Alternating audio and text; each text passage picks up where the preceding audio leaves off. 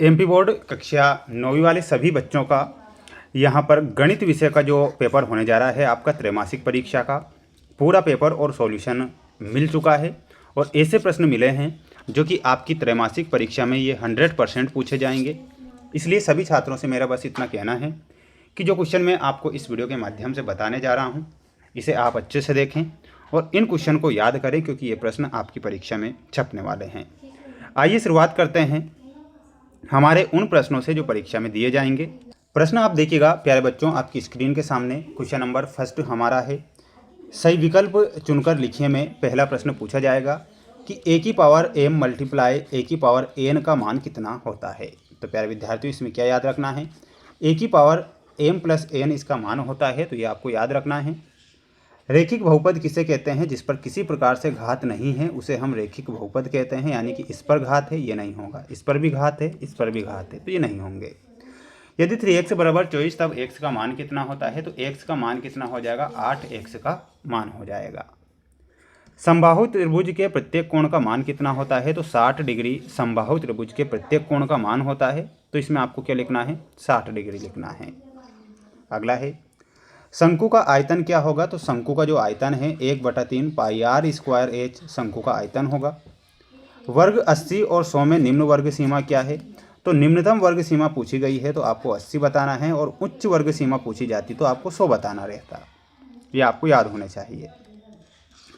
इसके बाद में ये रिक्त स्थान वाले देखिएगा कि रेखीय बहुपद में चर की अधिकतम घात कितनी होती है, तो चर की अधिकतम घात कितनी होती है, 1 होती है। -1 -4 किस चतुर्थांश में स्थित है, तो यहाँ पर आंसर के रूप में आपको लिखना है ये तृतीयक चतुर्थांश में स्थित है, तो आंसर क्या होगा, तृतीय चतुर्थांश। यदि एक समीकरण x + 2y = 5 में x = 1 है तब y का मान कितना हो जाएगा, तो y का मान हो जाएगा 2। आयत का प्रत्येक कोण होता है, तो आयत का प्रत्येक कोण 90 डिग्री का होता है। अर्धवृत्त का कोण कितना होता है, तो अर्धवृत्त का कोण भी 90 डिग्री होता है। एक ही अंक की पुनरावृत्ति उस अंक की कहलाती है, तो वो क्या कहलाती है, तो यहाँ पर आपको लिखना है वो बारंबारता कहलाती है। तो आंसर क्या हो जाएगा, बारंबारता। सभी छात्र जो बच्चे इस वीडियो को देख रहे हैं, मेरे सभी प्यारे भैया बहन, चैनल को सब्सक्राइब जरूर करके रखिएगा, क्योंकि आपकी प्रत्येक परीक्षा में मैं आपका साथ दूंगा और ऐसे कंटेंट लेकर आऊँगा जो कि आपकी परीक्षा में बन सके। ये सत्य है। 22/48 2/3 के तुल्य परिमेयी संख्या है, तो ये आपको क्या लिख कर आना है, सत्य लिख कर आना है। 7x² + 3x + 5 में x² का गुणांक 5 है, तो इसमें आपको क्या लिखना है, असत्य लिखना है, असत्य। मूल बिंदु के निर्देशांक 0 0 होते हैं, तो बिल्कुल ये आपको सत्य लिखना है।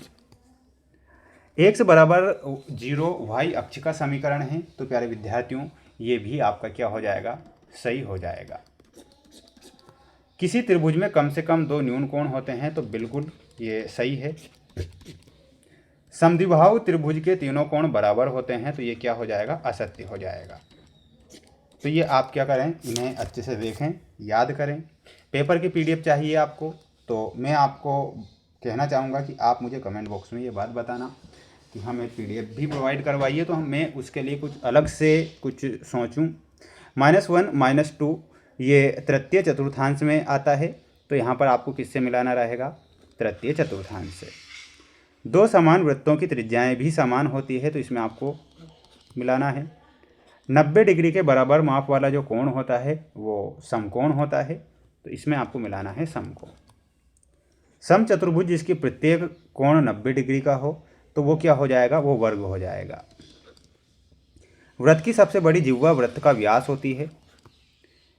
त्रिभुज का क्षेत्रफल 1/2 मल्टीप्लाई आधार मल्टीप्लाई ऊंचाई, तो ये आपको मिलाना है। तो ये आपकी क्या हो चुकी है, जोड़ी हो चुकी है। अब आप इस जोड़ी को याद कर ही लेंगे, बिल्कुल प्यारे विद्यार्थियों, सोचेंगे बिल्कुल नहीं, क्योंकि सोचने में समय जाता है और ज़्यादा नहीं सोचना है, जितना ज़्यादा हो सके आपको पढ़ना है। एक वाक्य में हमें उत्तर अब देना पड़ेगा, बिल्कुल हम तैयार हैं। केवल 3 पदों वाला बहुपद क्या कहलाता है, जिस पर 3 पद हो उसे हम कहते हैं त्रिपद। मूल बिंदु के निर्देशांक होते हैं, तो प्यारे बच्चों मैंने अभी कुछ समय पहले आपको बताया था कि जो मूल बिंदु के निर्देशांक होते हैं वो क्या होते हैं, 0 0। 2 चरों वाला रैखिक समीकरण लिखिए, तो वो क्या हो जाएगा, ax + BY प्लस C बराबर 0। एक समकोण की माप क्या होती है? तो एक समकोण की माप कितनी हो जाएगी? 90 डिग्री एक समकोण की माप हो जाएगी। ये आपको लिखना है।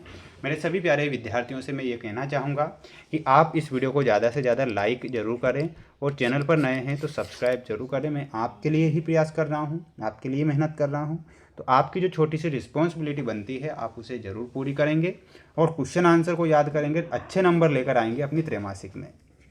किसी त्रिभुज में कम से कम कितने न्यून कोण होते हैं? तो किसी त्रिभुज में कम से कम 2 न्यून कोण होते हैं। वर्ग 80 और 100 का परास कितना होता है? तो वर्ग 80 और 100 का जो परास होता है वो कितना होता है? 20। 80 और 100 का परास हो जाएगा। ये आपको याद होने चाहिए।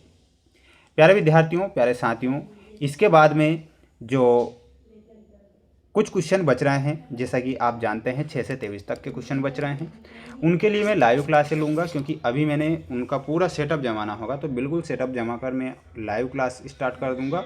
तो 6 से 23 तक के क्वेश्चन भी प्रोवाइड करवा दिए जाएंगे। मोस्ट के तौर पर क्वेश्चन बताऊँगा। किसी प्रकार से आप रियल या वायरल के चक्कर में ना रहें और अच्छे से पढ़ें, मेहनत करें। जय हिंद।